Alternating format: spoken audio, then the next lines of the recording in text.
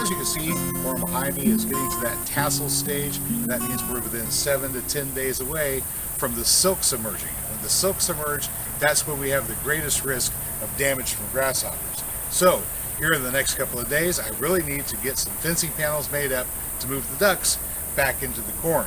The reason I need to make more fencing panels is, well, look at all of these pumpkin vines. They're growing up over the fence panels that I already had established. So now I can't just take those down without damaging the vines and losing all the squash that's growing on them.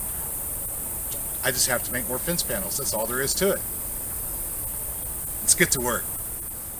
Okay, so I've stacked all of our cattle panels up here against this wall on the west side of the house where it's nice and cool, at least in the morning. We've already cut them in half with a set of bolt cutters or cattle panel cutters, but they still have these sharp ends on them. Look.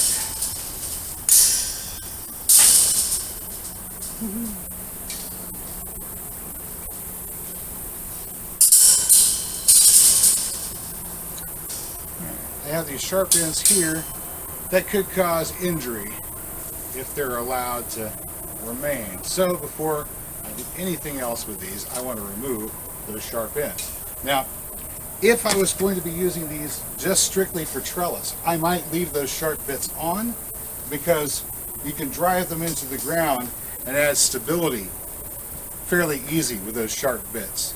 But since I'm going to be using them for fence, I'm going to go ahead and trim them off.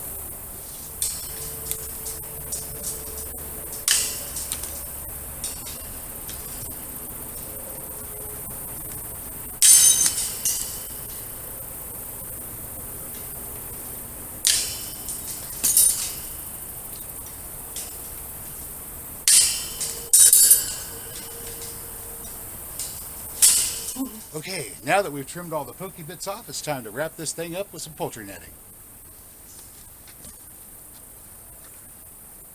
I had some limited success with temporary fencing previously, and I still have all of these rolls of poultry netting that should work. Let's get it straightened out a bit.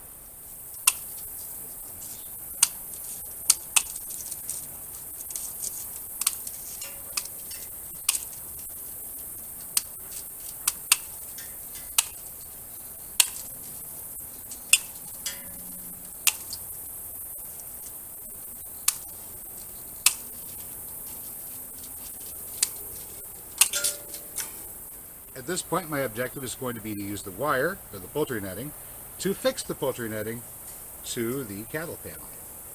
I don't want to stretch it too far, then it'll be harder to deal with later. Let's get to right about there. That sounds good. Okay, wrap this one around here. One above.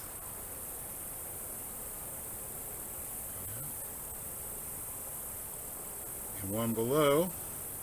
That'll keep it from sliding around too much, I think.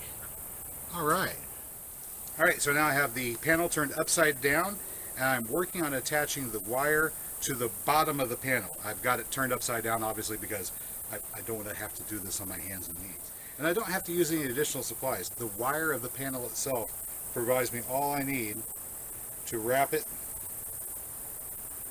and attach it securely.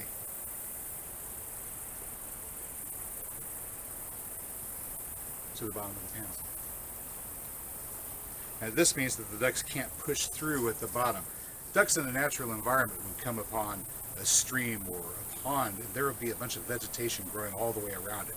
Reeds, grasses, and things of that nature. It can be very thick. And these ducks, they don't really like to fly a whole lot. They can to get over obstacles, but they would rather just push through. And so they'll push under, or they'll pile up onto each other and put their entire weight into it and push an obstacle over, or go over the top of the obstacle. And so that fencing that you can stake into the ground, maybe with an electric wire, maybe without an electric wire, well, if it doesn't have an electrical charge behind it, it's certainly not going to stop them at all. They'll just pile up and over the top of it. This is a physical barrier. They can't get over the top of it unless they want to dedicate themselves to flying, which generally they don't want to do, and they can't push under it either.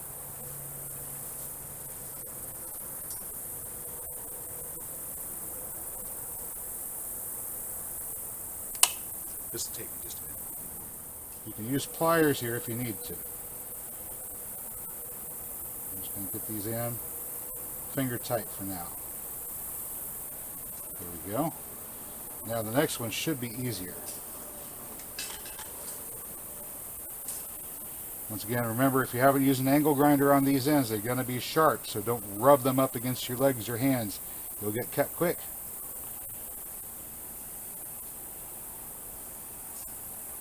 Note to self, get an angle grinder. All right, now we're just needing to stretch across the top, and we don't have to exert as much effort with this as we did at the bottom. Pretty much the only thing I need to do is make sure that our wire is being consistent at the same level.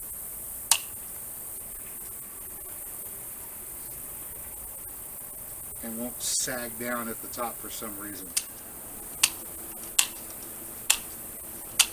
Alright, put this over with scrap. Might make some artificial rocks out of that later on. That'll be a fun video. You'll like it. It's noisy out today, isn't it? Cicadas have been busy. I've been seeing them dropping out of the trees left and right.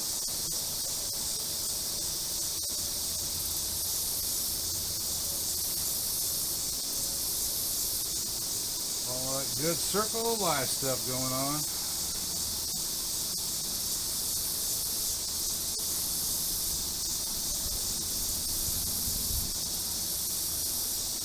There we go, guys. I have now created one more 8-foot long, 4-foot high, sturdy,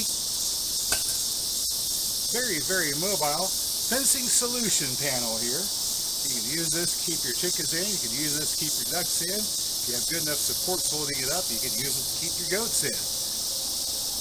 Maybe not your goats. This away.